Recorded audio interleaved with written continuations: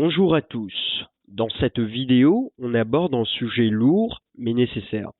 Parce que suite au bad buzz impliquant Paga, accusé récemment de V par une jeune femme, l'affaire fait trembler la toile. Et quelques jours après que Juzepa a annoncé leur rupture en story, c'est elle qui revient enfin.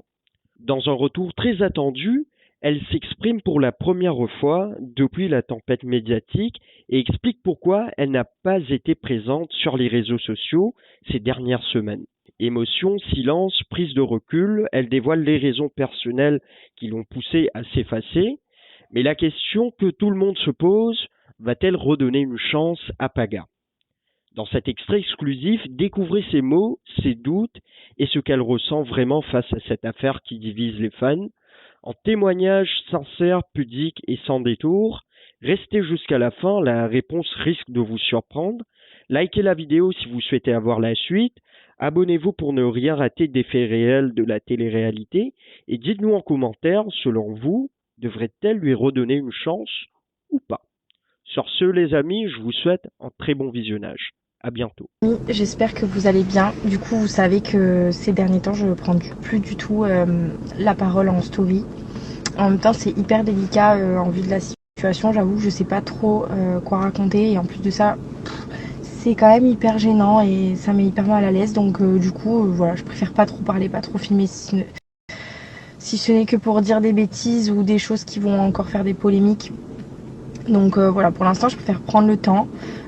Du coup, si je fais cette story, c'est justement pour vous dire que c'est pas l'envie qui manque, c'est que c'est hyper délicat. Donc voilà, en tout cas, j'espère que vous allez bien.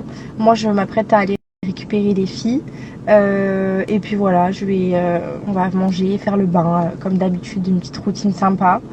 Je pense que je vais m'arrêter un petit peu, les amener au parc.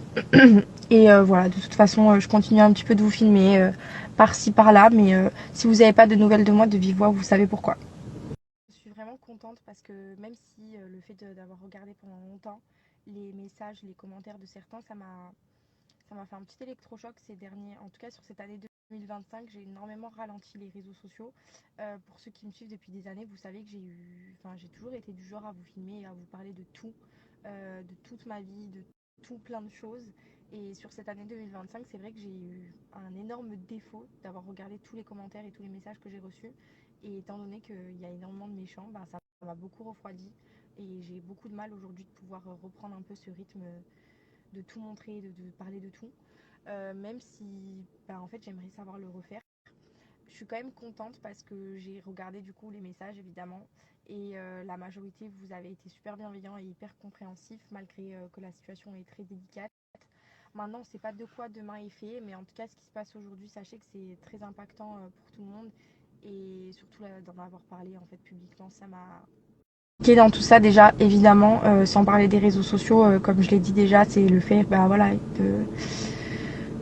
d'avoir construit tout ça et d'en arriver là aujourd'hui. Maintenant, comme on dit, on ne sait pas de quoi demain est fait. Aujourd'hui, c'est très très compliqué. On ne rentrera pas dans les détails. Mais en tout cas, la communication est là, le respect est là et ça, c'est le plus important. On a des enfants ensemble. Les filles, elles sont vraiment au top. Et comme vous le voyez, je suis toujours à la maison parce que, en fait, pour moi, les filles n'ont pas, pour l'instant, on n'est pas prêt, en tout cas moi, pas du tout, à ce que les filles changent d'environnement. Quand ça sera pas à mon tour de garder les enfants, je partirai et vice versa. Mais pour l'instant, on procède de cette façon-là pour qu'elles gardent leur équilibre. C'est vraiment ça le plus important. Et pour dire, voilà, le plus dur, c'est vraiment en fait de subir la méchanceté des gens sur les réseaux sociaux. Franchement, j'ai lu certains commentaires, certains messages, c'est horrible en fait. Ce qui est le plus fou, c'est surtout de voir en fait que ce qu'on voit actuellement sur les réseaux sociaux, que ça soit la méchanceté que je reçois moi, mon couple, ma famille, mes enfants ou d'autres influenceurs, d'autres personnes connues, c'est uniquement le reflet de ce que les gens et les humains sont réellement dans la vie de tous les jours. Et c'est ça le plus flippant pour nos enfants qui vont grandir dans un monde méchant, avec des gens méchants qui sont sans pitié. C'est vraiment ça franchement, je me dis que les gens normaux sont pas là. Les gens normaux peuvent pas commenter, ils peuvent pas t'écrire des méchancetés. Les gens normaux, ils ont pas besoin de faire ça. Mais il y a quand même énormément de gens bizarres, il y a quand même énormément de gens fous. Et ça fait peur. Franchement, on vit dans un monde tordu. Voilà, c'était juste pour vous faire un petit coucou et de vous dire que si certains jours vous n'avez pas de mes nouvelles comme je suis en train de le faire actuellement, c'est parce que y a des jours avec et des jours sans. Mais voilà, ça va aller.